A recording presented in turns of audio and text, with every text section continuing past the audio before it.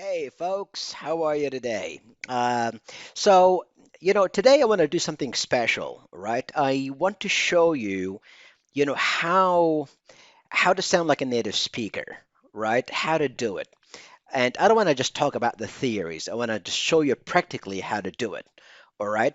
And just a while back, I sort of used a famous song by Ed Sheeran called "The Shape of You," right? And so I basically what I did was I left some phonetic instructions on the screen just to help you sort of follow along with the singer, sing along with them.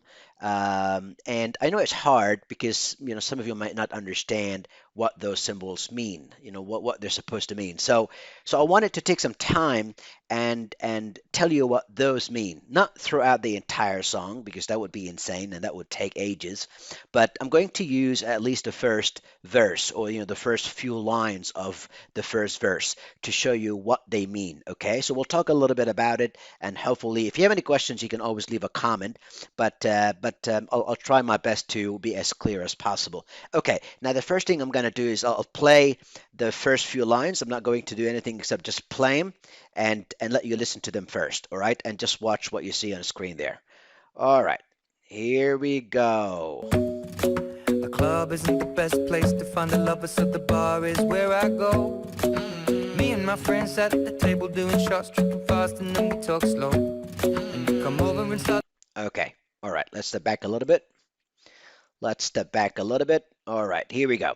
All right, so the first thing we see is those symbols. All right, those symbols here.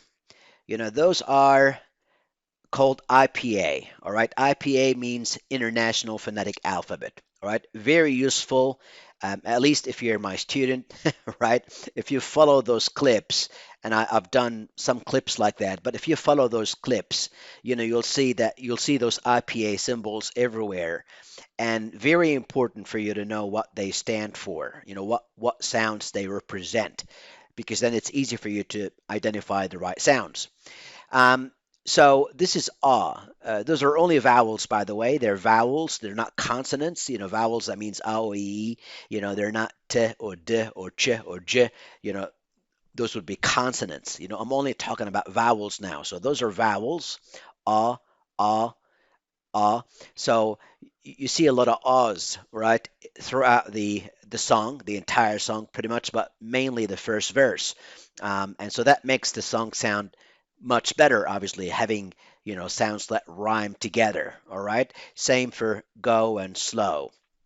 All right. Then you see those rectangles, pop it up on the screen everywhere, right? So the rectangles are kind of frames that they are putting a frame around the sounds or the parts of the words being connected. So, for example, the b here in club is being connected with the a in isn't. So instead of saying club isn't, there's no stop, there's no pause like that. So he's basically saying club isn't, club isn't, right? And then he's not saying isn't, he's not saying the T. See, he's not pronouncing the T. Sometimes we delete the T, especially when we use negative. When you have negative, like for example, when you say isn't or aren't or weren't or wasn't or haven't, we don't say haven't, we say haven't, like heaven, right? We don't say wasn't, we say wasn't. We don't say couldn't, we say couldn't.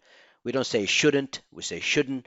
So, that is a very, very common phenomenon in spoken English. So that's what's happening here. And then basically, he's not even saying the th. The th is a sound that disappears most of the times when we connect the words together. We kind of, especially when we have n before it, for example, like this, we delete the t in isn't, and so we have n in isn't, we have th here, we say isn't, and that's what he's doing. So listen carefully next time you listen to him, and listen carefully and notice that he's not actually saying those sounds. He's not saying best, he's saying best place. So deleting the T here, we say omitting the T. So best place, and he's omitting the D as well. Fine.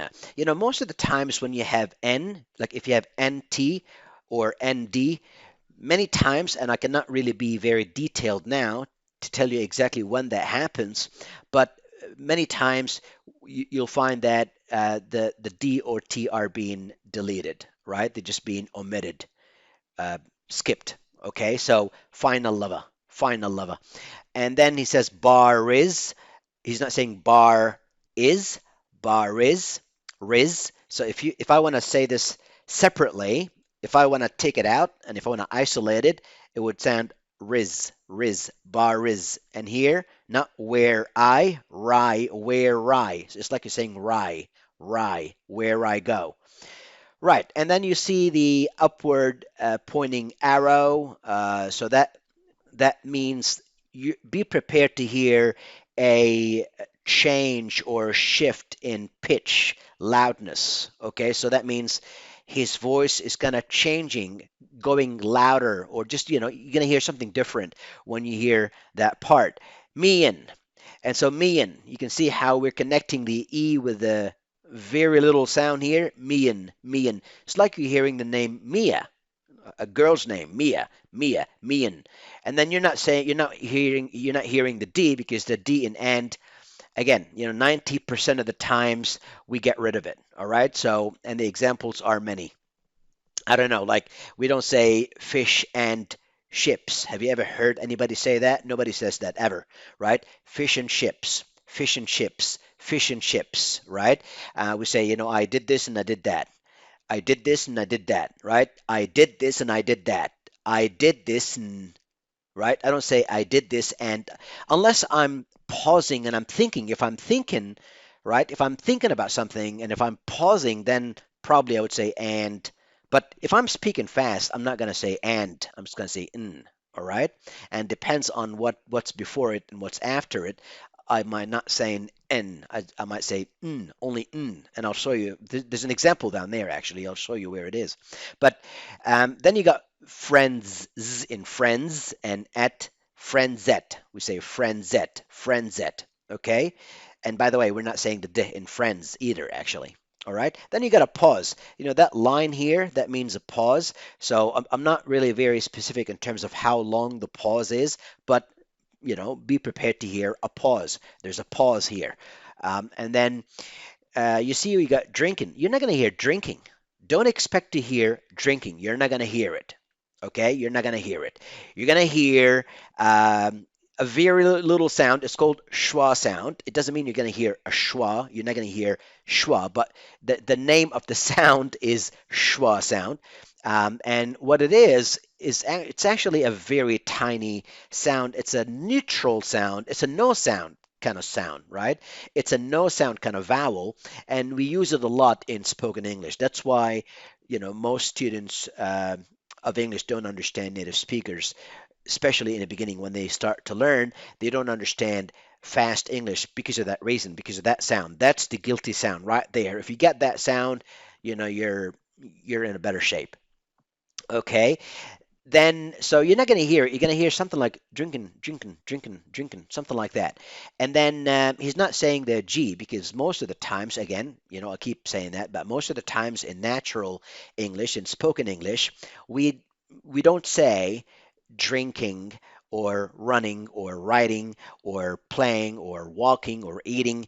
We get rid of the G and we just say the N. So eaten, eating, eaten, riding, writing, right? Walking, walking, right? Singing, singing. So there are many examples, thousands and thousands of examples out there. So just remember that because it's very important. Americans say fast, but he's not American, so he's not saying fast. It's fast. So fast, fast. So this is even a shorter vowel sound, right? I mean, the schwa sound is very short, but this is even a shorter vowel. So you're not going to hear anything that, as I mentioned to you before, it's just fasten, fasten. So I'm going from t to n without anything in between, right? Fasten, fasten, and fasten, right? And that's what he's doing. So it's so fast, you got to hear it. Fast, fasten. So I keep saying fast again. Fasten, we talk slow, right? So again, no D, no TH. And so that's pretty much what you're going to see now for the rest of the song.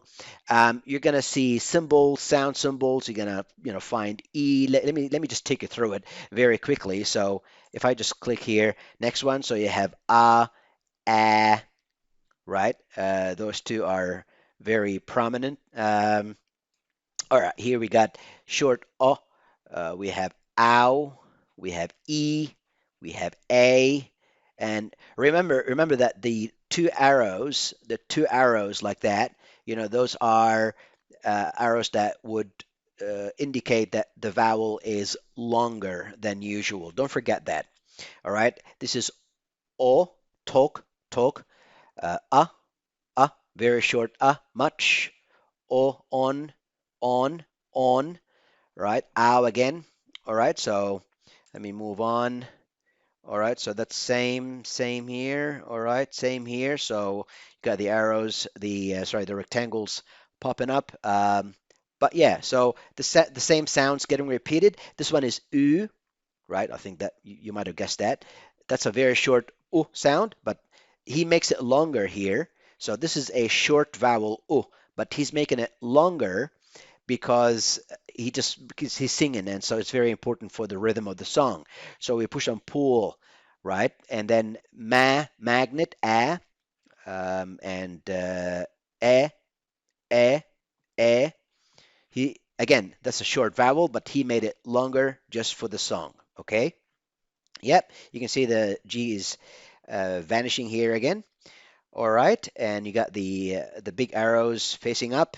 Okay, so those are the vowels that you're going to see most of the times. Those are the rhymes that he's relying on to sing the song, and they sound pretty good, right? It makes the song sound very, very damn good.